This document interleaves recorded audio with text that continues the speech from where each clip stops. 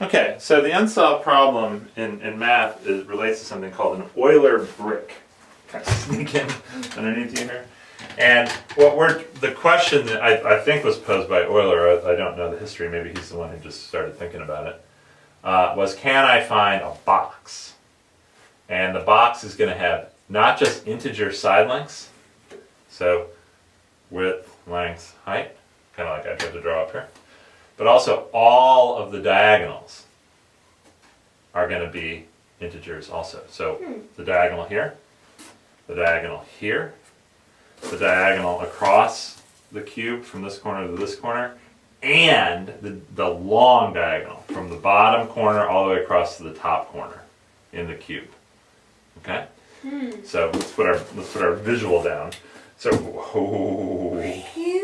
almost wrote on the wall with the Sharpie. So A, B, C, length, width, height. This diagonal here is going to be length A, height C, right? Yeah. So this will be square root of A squared plus B squared. No, A squared plus C squared. C squared, sorry. Maybe I shouldn't be doing this. This diagonal here is going to be what?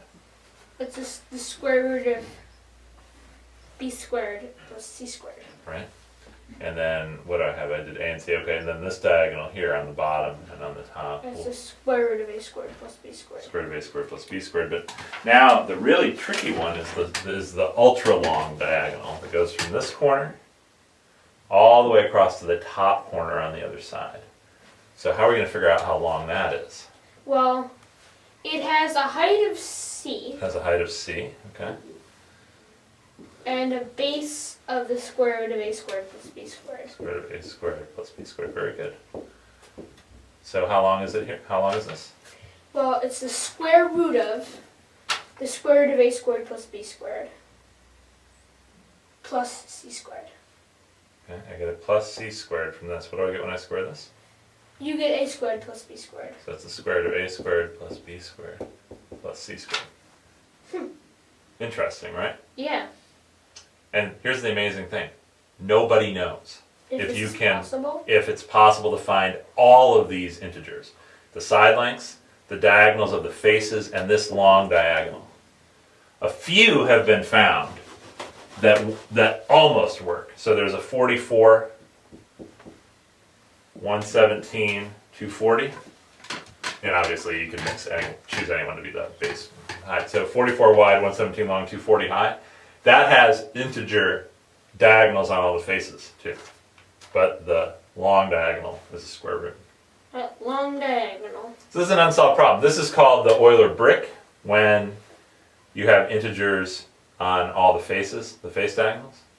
And it's called the perfect cuboid.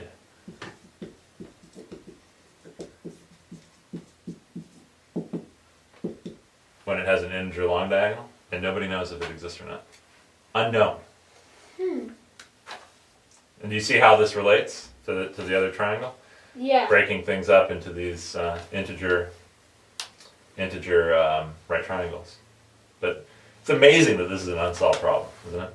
You would think that maybe somebody figured it out. They've tested it on computers up to some ridiculously high numbers.